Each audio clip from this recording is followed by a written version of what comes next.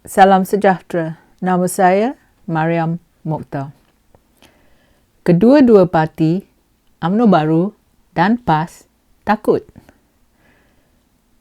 Mereka takut kalah dalam PRU 15. Dan sekarang, kedua-dua presiden parti sedang buat persiapan awal untuk PRU 15. UMNO Baru sedar yang ia mesti menang PRU 15. Dengan menguasai Putrajaya, ia boleh kontrol wang, wakil, projek, tender, kroni dan penjawat awam. Ia juga hendak mempunyai kawalan yang lebih ketat ke atas rakyat Malaysia. PAS pula, diorang sedar yang tanpa pertolongan UMNO Baru, ia akan digelar Parti Jago Kampung selama-lamanya. Selama ini, PAS hanya berjaya memperbodohkan orang Melayu luar bandar di pantai timur. PAS sedang meledak. MB Kedah telah buat banyak musuh. Lagipun, PAS banyak isu disiplin antara ahli politiknya sendiri. Ramai ahli politik mereka yang kurang pengalaman dan kurang pengajaran dalam bidang tertentu. Tetapi mereka bertanggungjawab atas kementerian yang penting seperti alam sekitar. Ini seolah-olah melantik pemandu teksi untuk memandu kapal terbang. Perdana Menteri yang tidak dilantik iaitu Mahidin Yassin dan Ismail Sabri dari keluarga UMNO Baru hendak kekalkan orang Melayu dalam politik. Tetapi nama baik Malaysia dan juga reputasi orang Melayu telah dibinasakan oleh kedua-dua pemimpin ini. Tengoklah apa terjadi di Melaka dan di Sarawak dan di seluruh dunia. Pelabur asing sekarang tak mau melabur di Malaysia. Baru-baru ini, Zahid Hamidi memuat naik gambarnya sedang memeluk hadiah wang. Tetapi, ia tidak meletakkan sebarang penjelasan pada gambar itu.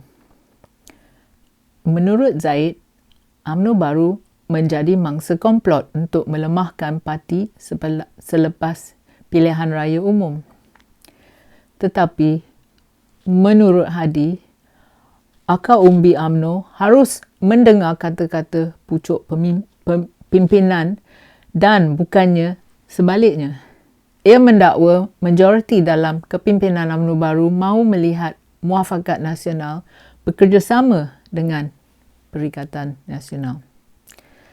Nampak sangat yang Hadi terdesak dan ingin UMNO Baru menyelamatkan PAS.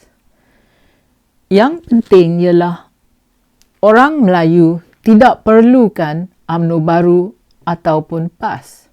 Tetapi UMNO Baru dan juga PAS perlukan orang Melayu. Kalau tak mereka ni, parti ni tidak akan wujud. Minggu ini kita bincang 10 mitos UMNO Baru. Minggu depan mungkin kita bincang mitos PAS. Nombor 1. Hanya UMNO Baru saja boleh melindungi orang Melayu. UMNO Baru hanya melindungi orang Melayu yang terikat dengan mereka, iaitu yang kroni dan Melayu elit yang menyokong mereka. Orang Melayu yang tidak sokong UMNO Baru dan yang mengkritik cara mereka tidak mengikut peraturan dan undang-undang tidak akan menang tender untuk projek. Dia akan menemui segala macam masalah dengan lesen perniagaannya. Permohonannya untuk mendapatkan permit kerajaan mungkin ditangguhkan atau ditolak. Penjawat awam yang berani mengkritik secara terbuka akan diturunkan pangkat atau dipecat.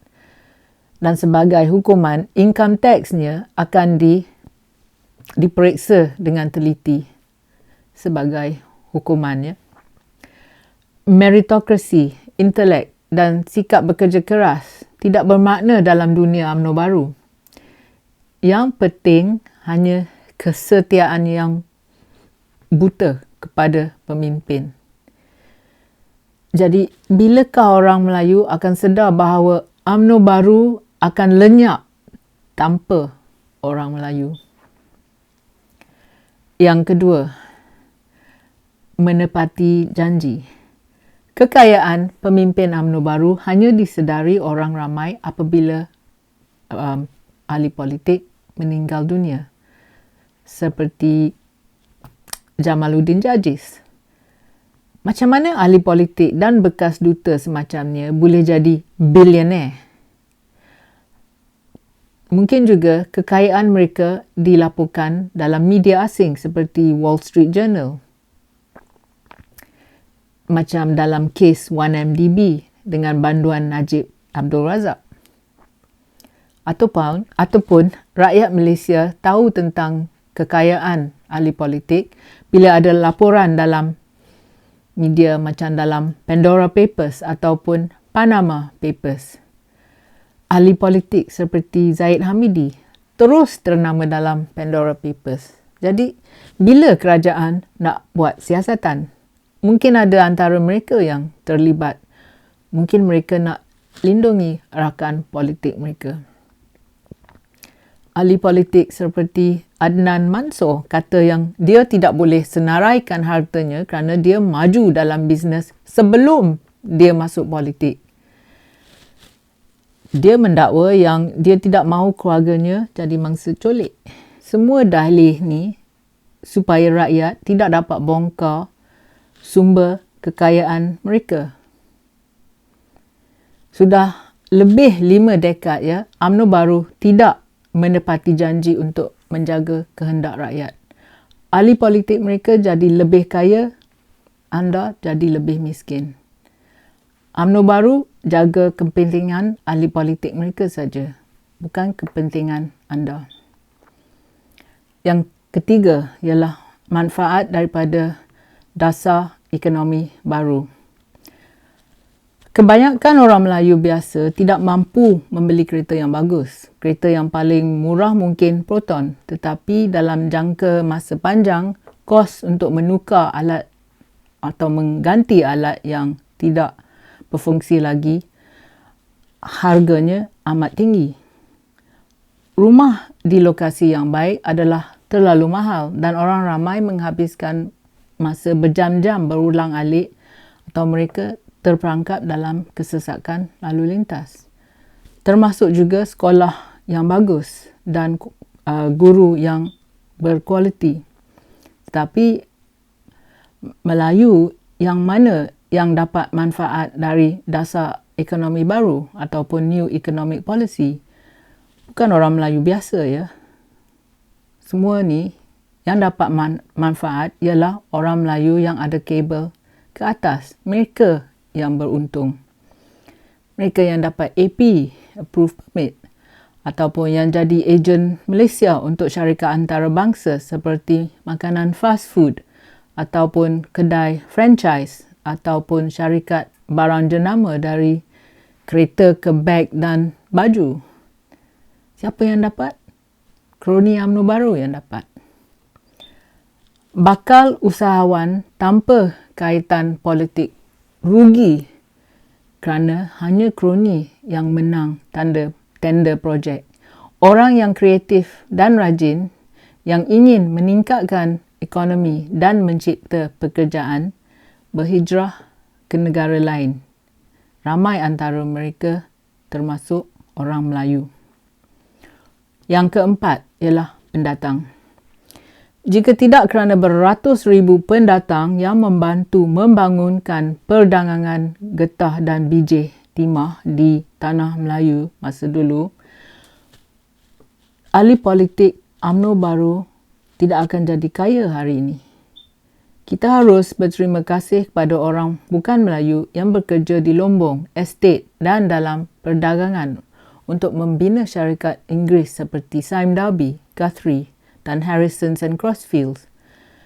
Syarikat-syarikat ini telah berubah menjadi syarikat berkaitan kerajaan atau GLC, kini dikuasai oleh UMNO baru. Tapi dalam GLC, Melayu pun tak boleh jaga prestasi syarikat-syarikat GLC. Seumpamanya Felda ataupun MAS, Malaysian Airline System. Yang kelima, orang Melayu mahukan undang-undang syariah. UMNO baru beritahu orang Melayu yang orang Cina telah curi kekayaan mereka, curi tanah, curi pekerjaan mereka. UMNO baru kata yang hanya parti itu dan bukan parti yang lain yang akan naikkan taraf undang-undang syariah. Mereka hanya menimbulkan ketakutan di kalangan orang Melayu untuk membuat mereka mengundi UMNO baru dalam pilihan raya. Tetapi orang Melayu tidak suka kehidupan mereka dikawal oleh undang-undang syariah kerana mereka telah melihat bahawa undang-undang syariah seperti nafkah anak dan perkahwinan poligami tidak dikuatkuasakan dengan ketat. Yang keenam, Melayu bodoh dan malas. Seorang bekas Presiden UMNO baru dan juga bekas Perdana Menteri Malaysia suka kata yang orang Melayu ni bodoh dan malas.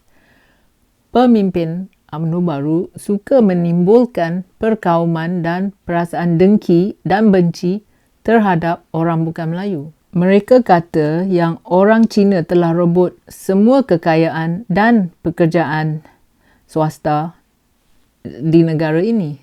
Tetapi yang selalu makan rasuah dalam berita tu siapa? Ahli politik dan penjawat awam Melayu kan? Ramai orang Melayu yang berbudi bahasa dan yang mematuhi undang-undang negara meluat dengan taktik UMNO baru. Yang ketujuh ialah tentang kuota Melayu dalam pendidikan. Walaupun kekurangan pendidikan formal, ramai datuk dan nenek kita lebih fasih berbahasa Inggeris daripada kebanyakan graduan Malaysia dan kaki tangan diplomatik yang baru keluar. Anak-anak ahli politik, kroni dan orang kaya hantar anak mereka ke sekolah elit dan antarabangsa di Malaysia atau di luar negara. Orang Melayu biasa terpaksa hantar anak mereka ke sekolah di mana matematik, sains, geografi, sejarah dan bahasa Inggeris tidak dipentingkan. Tetapi murid terpaksa buang masa dengan pengajaran agama. Murid Melayu lulus dalam pemeriksaan dan ujian walaupun grade mereka sangat rendah. Meritokrasi tidak dipentingkan dalam sistem pendidikan kita. Ramai anak murid bukan Melayu yang cemerlang tidak dapat pergi ke college atau universiti kerana kuota Melayu. Jadi, negara Malaysia yang akan rugi. Yang ke-8 ialah ahli politik menjadi lebih kaya, rakyat mendapat dedak. Tadi saya telah ceritakan yang salah satu cara kita dapati kekayaan pemimpin UMNO baru hanya apabila mereka meninggal dunia. Seperti Allahyarham Jamaluddin Jadis. Macam mana ya ahli politik boleh jadi bilioner? Di Malaysia, yang kaya terutamanya ahli politik. Yang miskin jadi bapa perdana. Rakyat biasa ya. Ahli politik dan kroni menerima komisen yang beratus juta ringgit setiap projek kerajaan. Supaya nak menunjukkan yang mereka pentingkan rakyat, ahli politik mungkin beri orang biasa dedak seperti BRIM.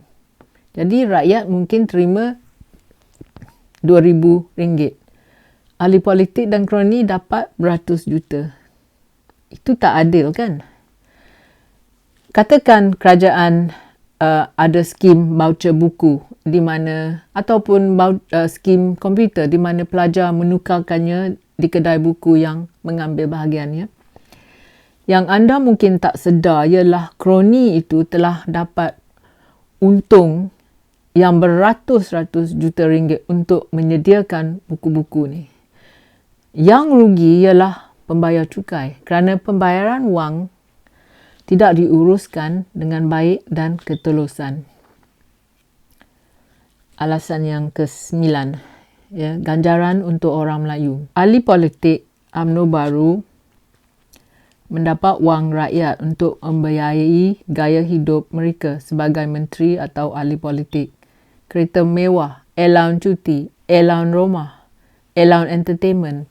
Rakyat biasa terpaksa berpuas hati dengan nasi lemak bungkus dan kari pak basi apabila mereka dibawa menaiki bas untuk menghadiri ceramah UMNO baru. Yang untung ialah UMNO baru. Dan yang terakhir sekali ialah tentang Melayu di bandar. Orang Melayu di bandar terdiri daripada orang Melayu kelas pertengahan dan orang yang sangat miskin. Ramai orang Melayu di bandar terpukau dengan pembohongan dan juga glamour yang diamalkan oleh ahli politik UMNO baru. Orang Melayu yang ada kabel ke atas tidak mahu fikirkan tentang ketidakadilan hak asasi manusia, tadbir urus yang baik dan juga kesaksamaan. Mereka lebih gembira mengejar harta, wang dan jawatan tinggi. UMNO baru dan agenda mementingkan diri pemimpinnya, mengorbankan kepentingan negara dan mengkhianati generasi Melayu. Jika Malaysia mahu maju, kita mesti mengatasi dua ancaman yang ditimbulkan oleh UMNO baru dan orang Melayu yang leka. Ingat ya, orang Melayu tidak perlu UMNO baru, tetapi UMNO baru perlukan orang Melayu. Terima kasih kerana sudi menonton. Jumpa lagi. Kalau anda suka video saya, sila tekan like dan subscribe pada channel YouTube saya. Pertimbangkan menyertai laman Patreon saya. Terima kasih.